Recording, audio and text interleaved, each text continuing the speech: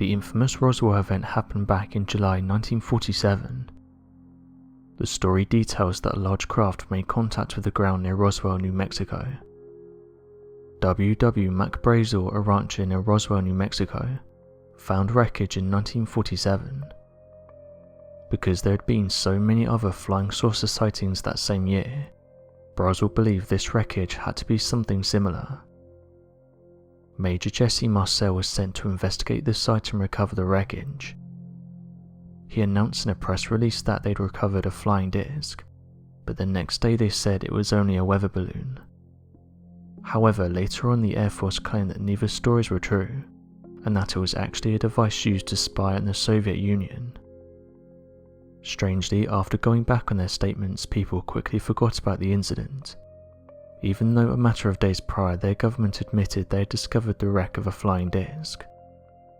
However, when more information was released about the wreckage, and when those who were at the site started to talk about some of the things they had seen, new interest started developing. UFO researchers said that Roswell is one of the most important events in regards to ufology, and they are surprised that people haven't pushed this more and demanded about what came down that day. Amateur researchers have said that these military officials are not stupid, and that they know the difference between a UFO and a weather balloon. It's reported that when the initial news broke that it was a UFO that was discovered, people started to panic, and this was the main reason why the military went back on their words.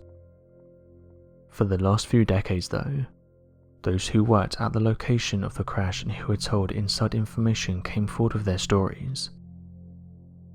Matilda O'Donnell McElroy was a senior master sergeant in the Women's Air Force. Documents show that she had an incredible encounter with a humanoid. She claims this individual went by the name of Airl, and they told her where they'd come from and why they were visiting planet Earth. At the time of this encounter, Matilda was only 23 years old. She claims she was able to communicate with the humanoid through telepathy. This Airl, who Matilda was in contact with and who she was interviewed by, said there was notable differences between her and this being.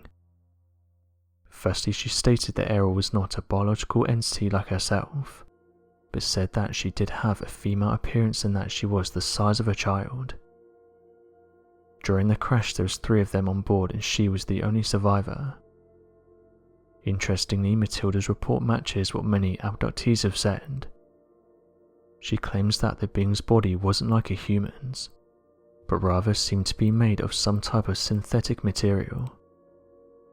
Those who have looked into UFO abductions have said these alleged aliens do come across as robotic, and it's caused some to say they're similar to working robots.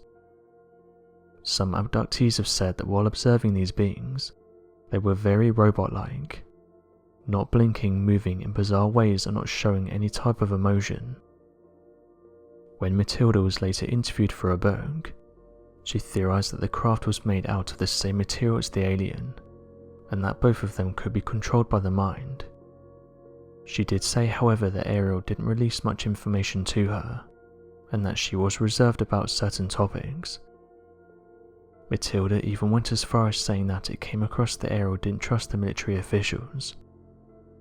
The nurse then took this as a warning, and thought that if aliens didn't trust humans, it doesn't reflect well on us as a species. When questioned about where they came from, Airl claims that her civilization is an ancient one that's very powerful, and that their end goal is to progress. McElroy penned a letter which reads as follows: "Mankind needs to know the answers to questions which are contained in these documents. Who are we? Where do we come from? What is our purpose on Earth? If there is intelligent life elsewhere in the universe, why have they not made contact? It's vital that people understand the devastating consequences to our physical and spiritual survival if we fail to take effective action to undo the long-standing and pervasive effects of alien intervention on Earth." End quote. Interestingly, this story links up with an account which came from a mortician named Glenn Dennis. According to Dennis, who was a nurse at the Roswell Army Airfield, she said she witnessed doctors examining creatures that resembled humans, but had long thin arms and very large bald heads. Dennis reported that there were requests for child-sized caskets around the same time.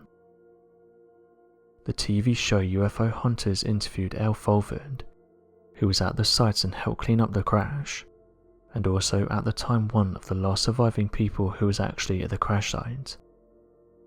Airl said the material they picked up was lightweight, and when they screwed it up it was able to return to its original form. The UFO Hunters team laid out several materials, some of which included everyday foil and also mylar foil. However, when Airl picked this up, he said it didn't match what he picked up at the crash site, and went on to note it was too heavy. He said the material he picked up at the site was pretty much weightless, and that no matter how much you tried to tear it up or scrunch it up, it would always return to its original shape, saying that he'd never felt a material like it before. The team, without Earl's knowledge, managed to recreate a material based on what he described, and when he picked it up he described it as being a close match. He said the following when he picked up the material: "This one feels more like the material. We could squeeze it and it would pop back. The thickness and weight is similar. It makes chills run down my back." End quote. As of today, many believe there's many things we aren't being told about the Roswell incident. So what do you think happened at Roswell, and what do you make of Matilda's statements? Be sure to leave your questions and answers in the comment section below, and help us to grow this community while working to solve these unexplained mysteries. Thank you for watching, and don't forget to subscribe for more videos.